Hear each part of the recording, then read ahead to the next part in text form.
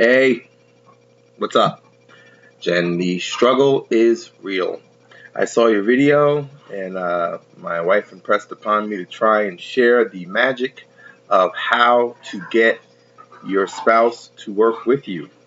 I don't know that I am the standard of authority on this subject because I am sometimes not terribly consistent either. I've lost close to about 80, 90 pounds in the last 2 years with diet and exercise. I can tell you what works.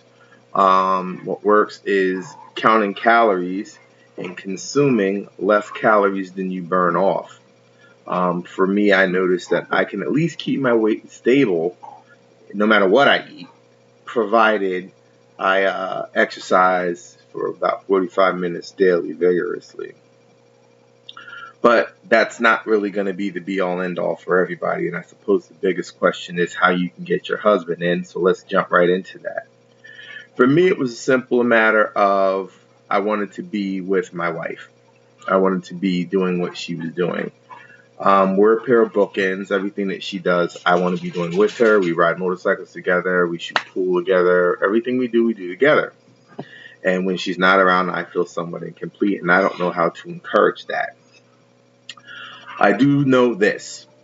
Um, Raising a husband, that's right. I said raising a husband because good husbands don't exist. We are made sometimes by our mothers and then finished by our wives by virtue of the same way you raise a child or you train a dog. Everybody requires training. Husbands need training. Wives need training. Everybody needs training. And the way training works is two-pronged. Either it's to punish negative behavior or reward positive behavior. Now, all the child psychologists and PETA says that you have to reward positive behavior.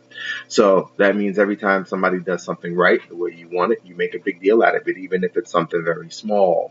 And I mean a big deal. So how does that work with a husband? Well, I used to call it the carrot. When it came to the kids, they would always have some reward that was waiting for them off in the distance, and they had to accomplish something in order to get that carrot.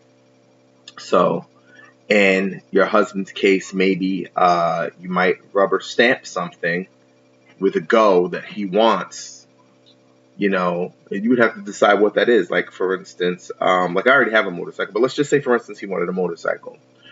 You pick a target weight and you say if by springtime you have lost that weight, you can have your motorcycle. You know what I mean? But it has to be something reasonable for whatever the goal weight is, but it also should be awesome enough that there's no way he doesn't want it. Everybody wants something. You have to figure out what his something is. You have to figure out a way to make it happen, and you have to rubber stamp it and put the deal on the table like this is happening if you do this. Another thing is that's the big carrot. Then there's little carrots. You know what I mean? I'm not telling you to withhold from your husband. That is not what I'm saying. But I'm saying that there's small things that he likes to do and places he likes to go and things that he likes to eat. And these things should be held as rewards. They shouldn't just be given freely. You know what I mean? If he doesn't eat right, he needs to be on the scale a couple of times or maybe every day to see which direction he's going in, and he needs to be aware. Sometimes we don't know. Sometimes it's just enough to say, babe, your average human male needs about 1,400 calories, and that one meal you're eating right there is like 800. That means you're not going to lose any weight for the day. And if you eat 3 more meals like that, you're going to gain weight as a result of that meal over time. You can't just keep eating like that. Show him pictures of fat and how fat takes up so much more space than muscle. The statistics is one loses 3 to 7 pounds of muscle a year without vigorous exercise.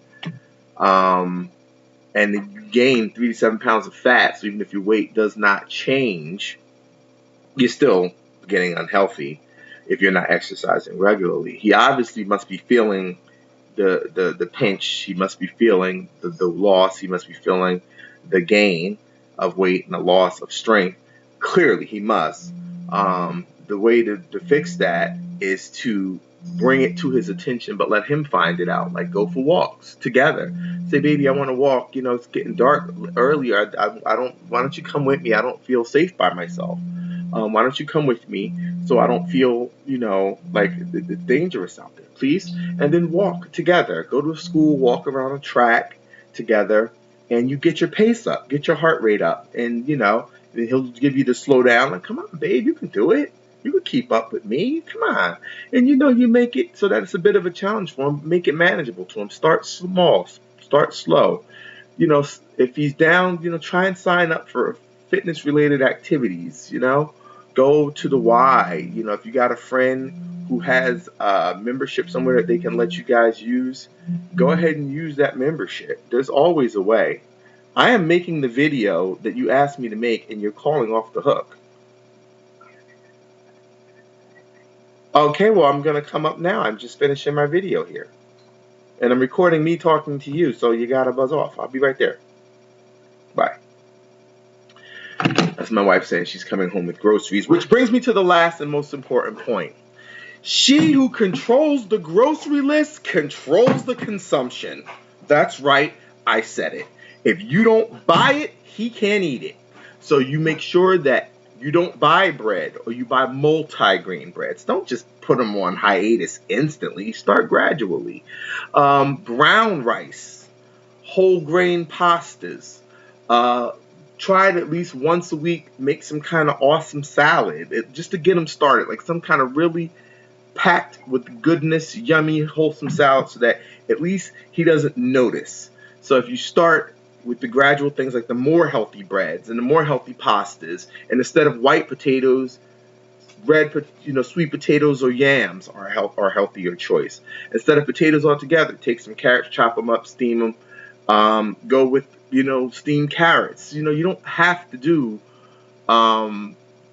start cold turkey, but if you start just raising his activity level a little bit, go for walks, bicycling, swimming, borrowing somebody's gym membership, controlling his consumption by virtue of making his lunch for him and putting the amounts of things that he should be having and not letting him make his own lunch or him buy lunch out, because a lunch that's made at home is almost always healthier than one that you buy out. Offer incentives, both small and large, for short-term and long-term progress. Measure regularly. Get yourself a blood pressure meter. Get yourself a diabetes meter. Yeah, even if you don't have diabetes, get a meter. Even if you don't have blood pressure, get a meter so that you can test these things and so he can see how his body is reacting to what he's eating versus the normal. You know what I mean? Get a checkup done. Because if his cholesterol's up and anything's not right, his doctor will tell him. And sometimes people need to hear things from an authority instead of each other. Okay? So those are my suggestions. By all means, you can private message me if you have anything more specific. That seems to work for me, not to mention I get massive headaches when I eat too much salt or sugar. I can usually tell when I'm dehydrated just by the look of my skin. I can usually tell how good I've eaten or bad I've eaten by my workout stuff. Or then Jen knows she can read me like a book by now. You want to be able to control it as covertly as possible. You don't want to push him. You want to show him the path and guide him to it. Offer rewards. That's my biggest one. And control what comes into the house. Because if it doesn't come into the house and it's delicious and he eats that and it's healthy, if the unhealthy things don't come in the house, the healthy things come in the house. Healthy alternatives to everything that you consume, and he'll get on board. I'm more than sure of it. If you have any questions, holler. I got to go help Jen with the groceries. Peace.